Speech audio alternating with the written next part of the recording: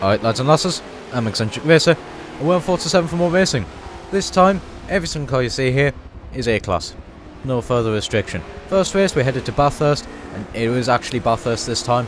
Coming up now, well, past turn 1, can't remember the corners of names. This Mazda MX-5, wide-bodied one, was very quick down the straight, making short work of an Audi, a BMW M1. Just clattered the wall a little bit, did manage to keep it in a straight line.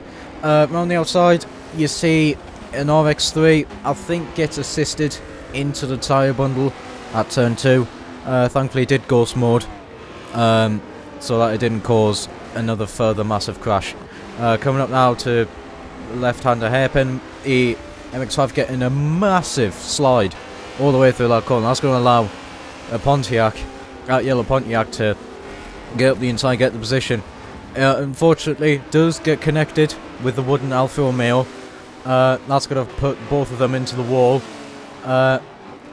However, that Alfa Romeo did do a quick recover. The Jag tried to get past, however, couldn't quite do it.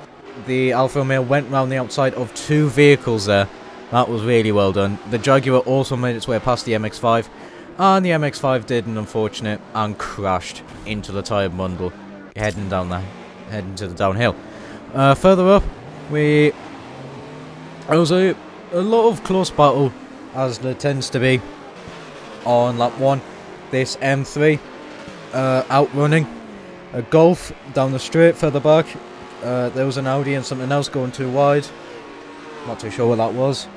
Up ahead, you can see an El Camino trying to find its way past a Holden Maloo, coming out through the chicanes. It does manage to get the position, however it is sideways through both corners. That's going to allow the Maloo to get back past. However, the El Camino stuck the inside, was just a little bit too far back. That is allowing both this M3 and the Golf to catch up whilst those two fight. Coming up now to the end of lap 1, heading into the first corner, the M3 is going to try up the inside of the El Camino. It was a little bit too far back, couldn't get the position. The Golf, with a lot of acceleration, well, low end acceleration, a lot of handling, would try and go around the outside of turn 1. However, the M3 was far enough ahead, and it has the top end of that Golf, so the Golf couldn't get the pass to stick. Coming up to turn 2, the Golf is going to try again, doing a cutback this time. However, is just a little bit too far back. It's going to draw alongside, is going to drop back. Coming into the braking zone, the hairpin, the Mark 1 Mustang further back is catching up to these two as they fight. They do drop a little bit behind the group up ahead, the El Camino and the Maloo. As we're now at the top of the course, the Golf brushes the wall a little bit, and it's just a little bit too far back to get an overtake on this M3. This M3 was actually very good through the corners as well. Up ahead, the El Camino was very slow, may have fallen off the road, I was not too sure. The M3 tried to go around the outside. That's a very brave move, especially coming down something that big and place that is not very wide at all.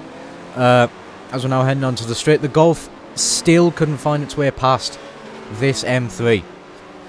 M3 couldn't find its way past the El Camino. In the background, a DBR1 was catching up to that group. The DBR1 round here was phenomenally quick. You can see it's caught right up to the back of that Golf. Coming into the kink, it's going to try and go up the inside. As we're now braking, I think this is can't remember. The El Camino clips the tyre bundles on the inside of the first part of the chicane. That's going to compromise it massively. The BMW almost got an overtake, however was a little bit too far back. The DBR1 threw it up the inside, outbraked himself a little bit. That's going to allow the El Camino to regain its position, and the BMW would try and regain its position. However, the DBR1 just outrun it coming into turn 1, and would just lose that position to the Aston Martin. The Golf was still staring at the back. You'd see the Mustang that had a lot of straight line speed, breezes past the Golf and gets the position past the M3. However, the M3 was far enough alongside to regain its position. And as we're looking now at that Mustang, up ahead, the DBL1 does get past the El Camino. The M3 was still alongside, trying to find its way past the El Camino. The Mustang and the Golf was starting to drop back a little bit. The Golf was going to go around the outside of the Mustang. They have a little bit of a coming together. However, the Golf is still around the outside. The Mustang still hasn't conceded that position and is going to defend from that Golf. That was very well done, actually. Coming up now to the downhill section, the Golf is trying to find its way back past, looking, well, just weaving left and right. However, the Mustang is just parking it on the apex, parking on the very good lines, not allowing the Golf to get an overtake. And as we're coming now to a very long straight, I mean, you saw a little bit how quick that Mustang was, how it breezes past the Golf, and you can see it was phenomenally quick. Absolutely flew down the straights, catching up to the back of the M3 before they head into the Bacons. Almost. A little bit further back, a Volvo 1800 did try again overtake on the Audi Avant. However, decided was the better bet was just to back out, and that was a smart move actually, to back out. Coming now into the final corner, the El Camino ran very wide and was off the track. Assisted or not, I couldn't tell you. However,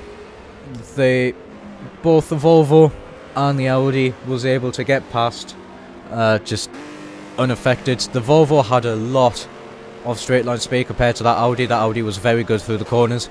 That's going to allow the Volvo, with its superior straight line speed, just to overtake. Coming into turn 1 now, is going to park on the apex. The Audi's not going to be able to get its way past. As we're coming up to the uphill section, the Golf did get dropped by the Mustang and was being caught both by all three cars further back, the Volvo, the Audi and the El Camino. And see up the head, the Mustang fighting with the cars further up. The Audi was catching up to the back of this Volvo, was going to try and go around the outside, just had a little bit of a bad run. The Mustang made a bit of a mistake that allowed speaking of the Golf, that allowed this Golf to get the overtake, and again, it's staring at the back of the M3. Further up, a grey Alfa Romeo, I think, made a mistake at this point, or just fell back, and was coming into the clutches of this group further back, with interesting tyre physics there, don't ask me. It's coming now onto the second straight. The Ford Mustang just absolutely, you could just see, gets the overtake before the kink, and it's heavy on the brakes. The Golf is going to try and get its position back. It's going to look around the outside. Some graphical glitch there, don't ask me. However, the Mustang had enough straight line speed that the Golf couldn't get the position to stick. Up the inside goes the Volvo 1800. However, the Golf has too good of handling. However, the Volvo was still there on the inside. It's going to be able to get the position to stick.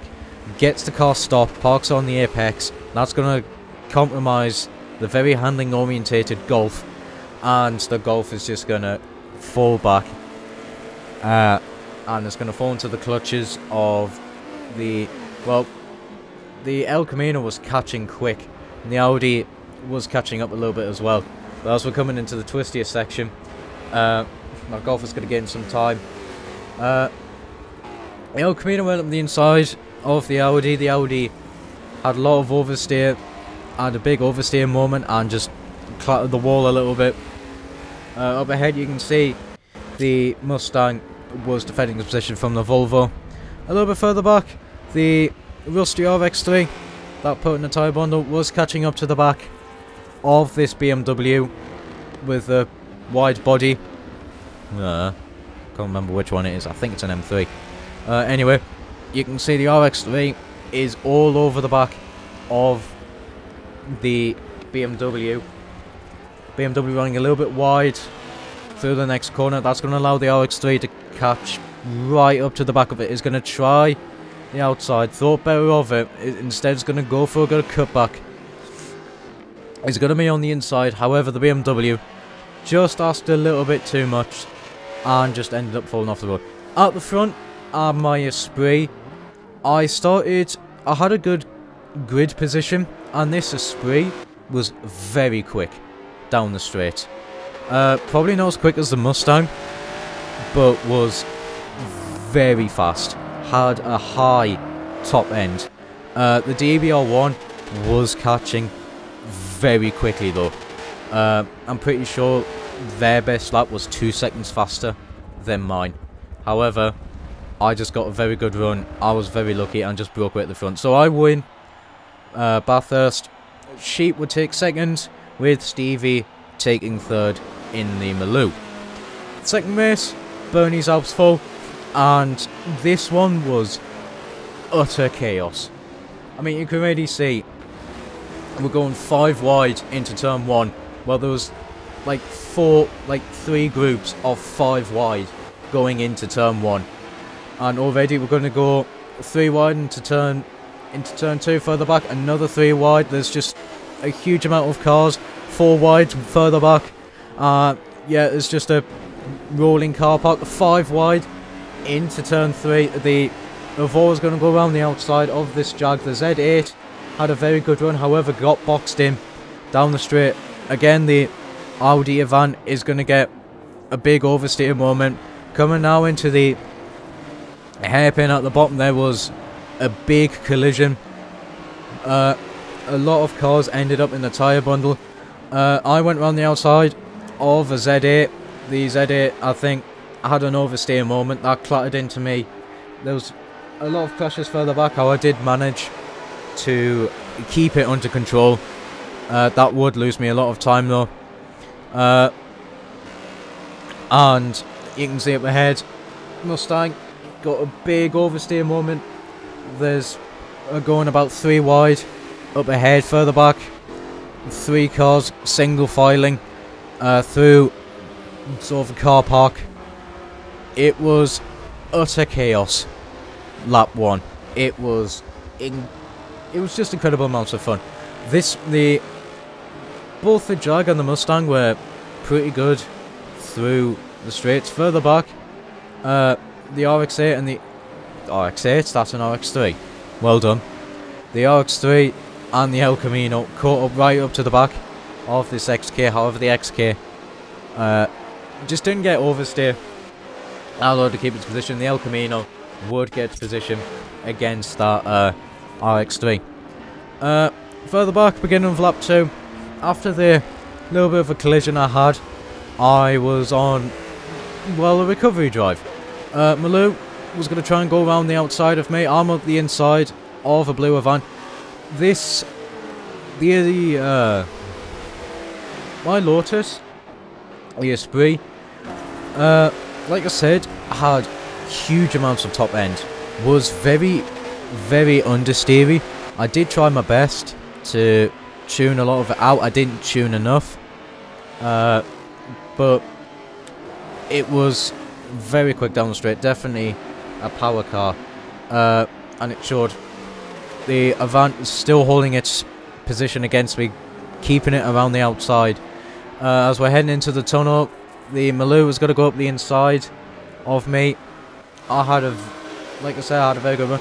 Unfortunately, I just turned in a smidgen too much, rubbed across the wall inside the tunnel, tried to catch the oversteer.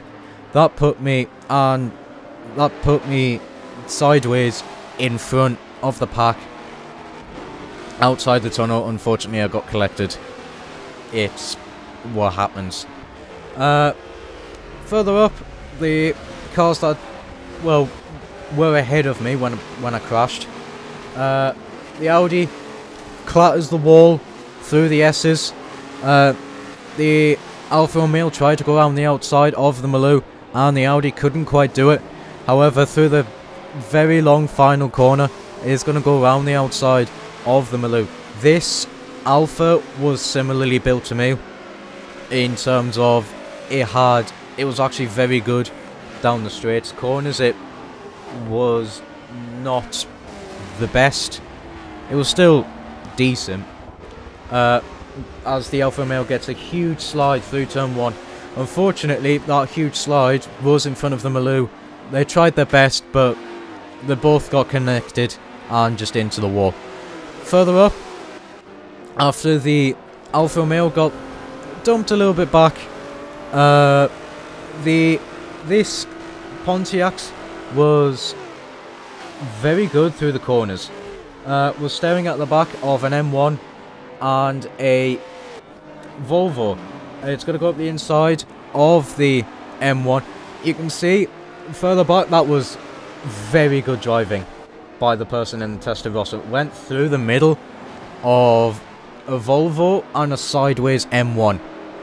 Unfortunately, it didn't keep the position against the M1, but the fact that it went through the middle, that was really impressive.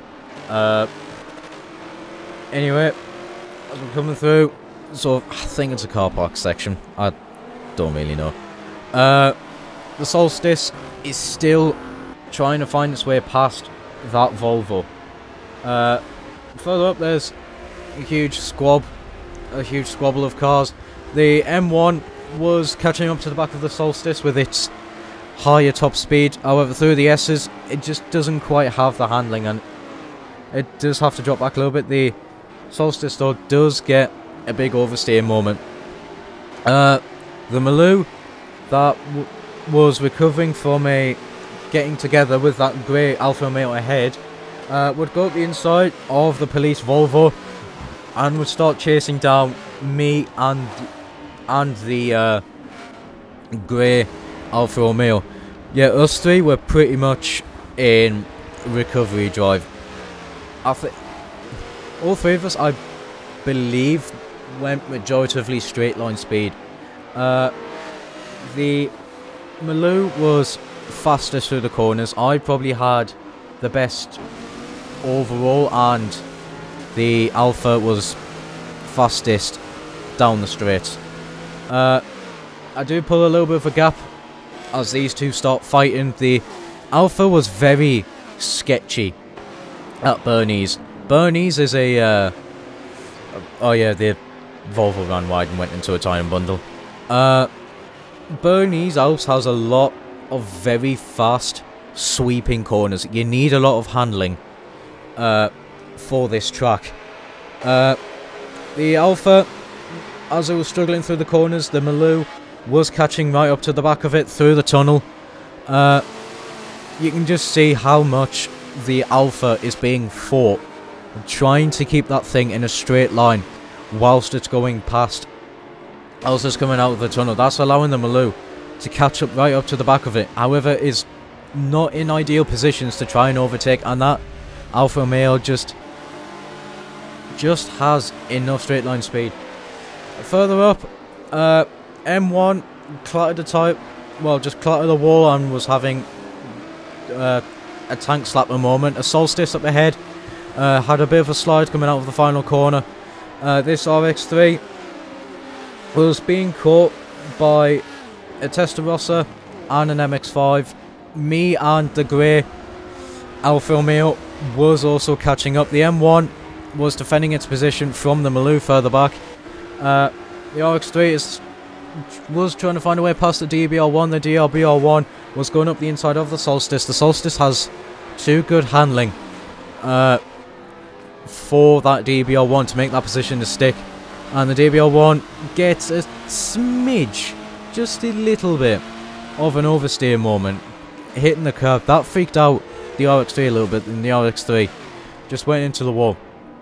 The battle further back, the wide body MX-5, I think bottomed out at that hairpin. That was going to spit it sideways and off the road. The RX3 was having to defend its position from this Testarossa. The Testarossa was a very good handling car.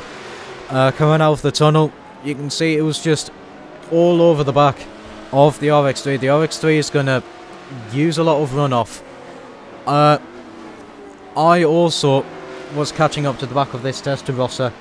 I'm going to throw it up the inside of it. I'm going to get the position to stick. Yes, my Esprit wasn't brilliant through the corners. It was still good enough that I could get cornering speed out of it. The Alfa Romeo was also going to try and follow suit in overtaking the Testarossa. However, the Testarossa had too good of a handling. I think the Grey Alfa Romeo as well made a little bit of a mistake. The Volvo would continue its fight with that Solstice, going around the outside, outrunning it down the straight, and was having to defend through the corners. RX3 further back was having to defend from the black Evora, and the Evora was having to defend from me. As we're coming through the first couple of corners, the DBR1 was going up the inside of the Audi Avant. The Solstice, with its superior handling, would throw it up the inside of this Volvo. But the Volvo did have the straight line speed of that Solstice, so wouldn't get a good breakaway. I think the Solstice may have gotten a little bit of a sideways moment because it did drop back quite a bit. However, coming down the hairpin would make up a lot of time. And yeah, you can see through the next corner, as we're following this Evora, would get up the inside. However, didn't have the acceleration of that Volvo. The Evora tried to go up the inside of the rusty RX3, couldn't quite do it. I would try my luck around the outside of the Evora with my superior straight line speed. Unfortunately, I couldn't quite do it. I had to yield back. The Evora was then go around the outside of the RX3. The RX3 gets a smidge slide, and because of that, I'm allowed. Well, I can get past easily. I keep it around the outside of that Evora. With you can just see how much straight line speed the Esprit had. I then had very sketchy moments through the S's that will allow the Evora to go around the outside again through the final corner. The RX3 also tried to go around the outside through the final corner. However, I couldn't quite do it. And with my superior straight line speed, I could get back past that Evora. However, I was still around the outside coming into turn 1. The Evora gets a little bit of a slide. The Testarossa further back was going up the inside of the Alfa Romeo. The Evora just fell a little bit too far back to regain its position through turn 1. Through turn 2, got a very good run, it's going to go up the inside, and at turn 3 as well. The Alfa Romeo further back managed to successfully defend from the Testarossa, held its position for now, and I would keep the position against the Evora, coming down the straight, heading into the left, into the very long hairpin. However, the Evora had a lot of handling compared to me. Would go up the inside, that meant that it was around the outside through the next corner, gets the position to stick. However, we've got a little bit of a small straight, that's going to allow me to immediately get back past. I'm having now to defend from that Evora. The Alfa Romeo was further back as well, having to defend from the Testarossa. The Testarossa dropped back, was having now to defend from the Maloo. I get a little bit of a slide, however I'm still on the inside line, and I managed to keep my position against the Evora. Out the front, once the Golf managed to get through the field, it ran away.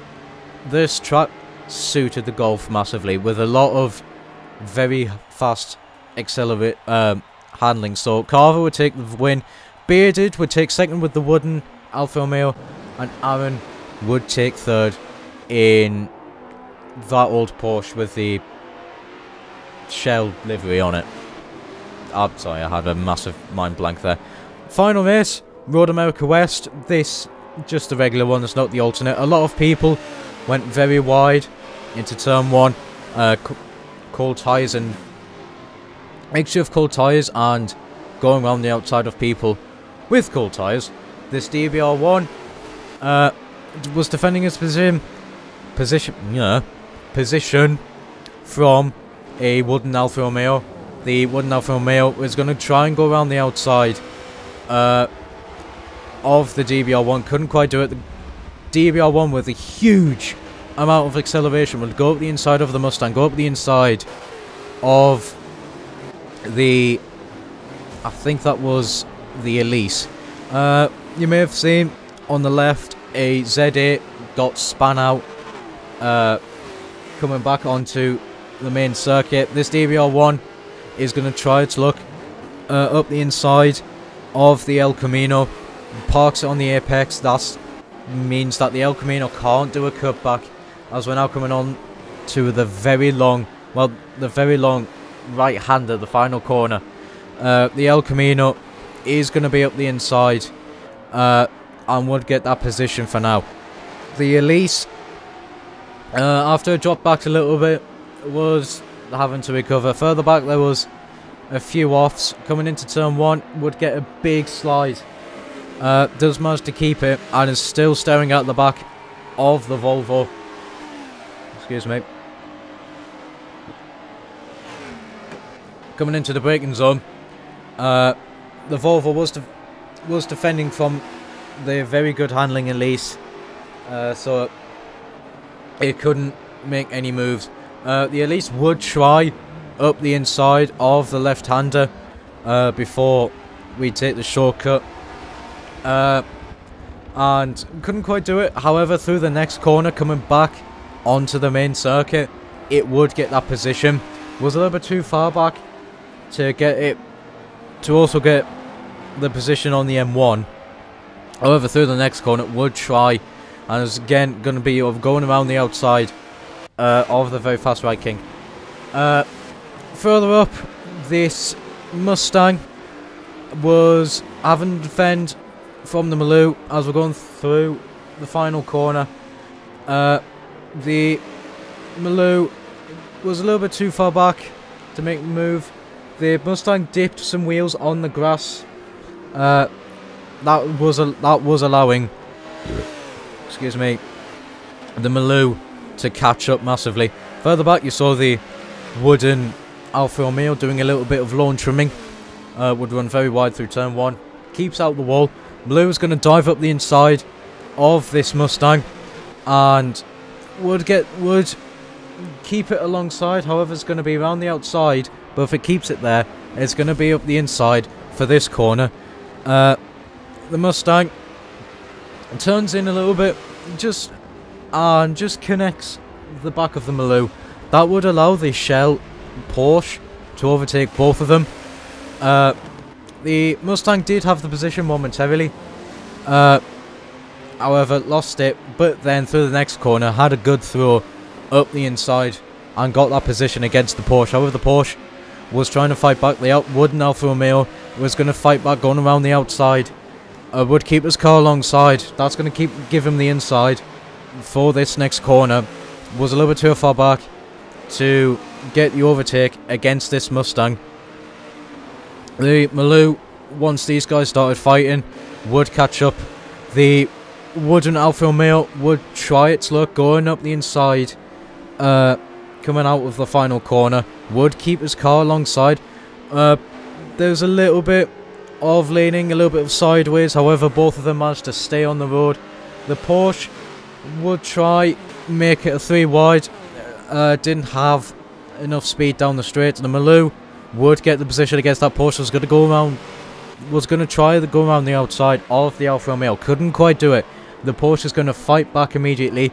The Alfa got right up to the back of this Mustang. The Mustang ran very wide, had a lot of understeer through that section, and that would allow the wooden Alfa Romeo to get the position. Near the front, the El Camino with a very battered back end was going to go up the inside of the great Alfa Romeo and the Volvo. All three of them run very wide. The Volvo and the El Camino got connected together. They managed to disconnect quite safely as well, actually. So the El Camino made up 2 positions in one corner. The Alfa Romeo got the overtake on the Volvo. The Volvo was the massive loser in it and would start being caught by the Golf. Further back, I also did some lawn trimming. However, I did crash into the wall, so I ran even further wide. Yeah, further back, the battle still continued between the Porsche, the RX-3 this time, and the Maloo. The RX-3 got a big slide through turn 2. Would be stuck around the outside of the Porsche. The Porsche had very good handling. However, the RX-3 had very good acceleration and is going to be up the inside through the 2 right-handers, coming back onto the main circuit. Would get that position to stick. Was catching up to the back of the Maloo. Was too far back though to get that position, and the Porsche through the more technical sections was starting to catch up to the back of the RX-3. Through the penultimate corner, never mind. Further up, the Solstice was trying to find its way past the Volvo. I was not doing well this race, I will admit. Coming up to the braking zone in turn 2, the Pontiac was a little bit wiggly into the brakes. The Volvo had a little bit of a slide coming out of the corner. That will cost them a little bit of time. The Volvo got a very bad run. I think had a little bit of oversteer, had a little bit of a twitch. That would allow the Pontiac to throw it up the inside. Still hasn't quite got the move to be completed. Is going to have to go around the outside of the left-hander at the crest. Still has the car there, and through the right-hander is going to be able to get that position to stick finally. Not quite. The Volvo is still there, still up the inside. Whilst those two are fighting, me and the Aston DBR1 were starting to catch up to the back. The Pontiac did finally get that position to stick. That would allow that to run away, and the Volvo, due to its fighting, was then having to try and defend from me and the sort of grey-blue DBR1. Further up, the grey Alfa Romeo and the blue, and the Rally Golf, both went very wide. Further back, the wooden Alfa was having a little bit of a fight with an Audi Avant and the Mark 1 Mustang.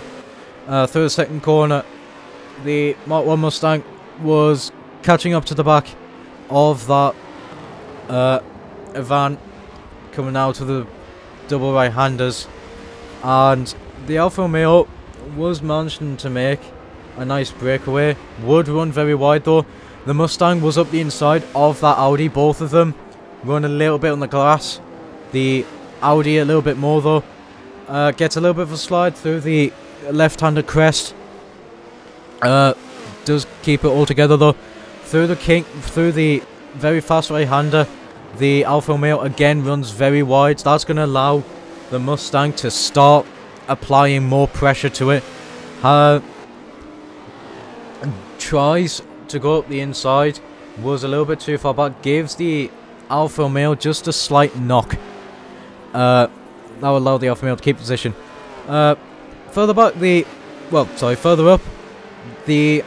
DBR1 would get the position against me, and was now having to fight to get position past the Volvo. The Pontiac had a little bit of an off earlier on. That's why it's behind me. The DBR1 was looking everywhere. It had a lot of acceleration. So did that Volvo though. Coming through the double right-handers, the double crest, it was going to be up the inside. Unfortunately, the DBR1 had a little bit of a slide coming into the braking zone, and would just go into the door of the Volvo. and unfortunately just marshalled it off the track. It's unfortunate, but stuff like that can happen. Thankfully though, there was no real arguments afterwards. It was just unfortunate, really. Through the final corner, the Pontiac was starting to catch up. Sorry about that. Thought it's dying halfway through. Yes, the Maloo still couldn't shake that Porsche. The Shell Porsche stuck with the Maloo for this race. Further back, RX3 dips wheels on the grass at turn 1, throws it very much sideways, gets it all under control. The Porsche is going to go up the inside of the Maloo through the braking zone. It is going to keep the car there. However, the Maloo has enough acceleration to stay ahead of the Porsche. The Porsche wasn't expecting the Maloo to brake that early. Gives it a little bit of a knock. The RX3 was good, try and go around the outside through the right-handers. Couldn't quite do it. It did end up falling off the road, and that would allow the, I think it is, yeah, it was an M1 to go up the inside. However, the RX3 out-accelerated said M1 and would keep his position through the crest left-hander. The Golf was trying to find its way past the El Camino. The El Camino having a lot of straight line speed, and this Golf having a lot of, well, cornering. Would run very wide, I think. Just understeer from the El Camino would put the Golf onto the grass. Did manage to get back onto the track. The DBR1 would throw it up the inside and would get the position in the state, would park in front of that Golf, so the Golf could only just tap it on the back. Through the right-handers, the Golf would try go up the inside, however was a little bit too far back without cutting the corner. That would allow the DBR1 to keep the position. Through the left-handed crest, the DBR1 was defending from this Golf, keeping it on the inside lines. And if you can compromise the handling cars where it's strong, you are going to be in a very good stead when it comes to the part where your car is good at. The DBR1 gets a little bit of a slide through the penultimate left-hander, well, through the penultimate corner, and as we're coming through the final very long right-hander, the Golf would try its luck around the outside. The DBR1 was looking a little bit wiggly coming out of that corner, so the Golf just had to yield a little bit. Out the front, whilst there was a four-way battle going on further back, the M3 was in clean air and would not run away, however was fast enough to stay ahead. So Time to Die Zombie would win with that M3. Nick would take second with the El Camino, and Sheep would take third with the DBR1. Yeah, so that was it for Open A class. It was a lot of fun, actually, this week. A lot of cars working very well. My Esprit was... it did work. Round Bathurst, it won, as you saw. It had a lot of straight line speed, so at Bernie's it struggled massively. And at Road America, the driver let it down. I will hold my hands up and say I did take someone out through the braking zone. That is entirely my fault. But the Esprit had well over 500 horsepower and was still on its stock tyres. So yeah, compromises were made with that. However, I hope you enjoyed. If you did, like, comment, subscribe, hit the unreliable notification bell. If you would like to take part in these events, first line of the description is the Discord where this event is hosted. The second link will be to my Discord. in case you want to join, say hi. I don't know. However, that is it from me. Till next time, ciao for now.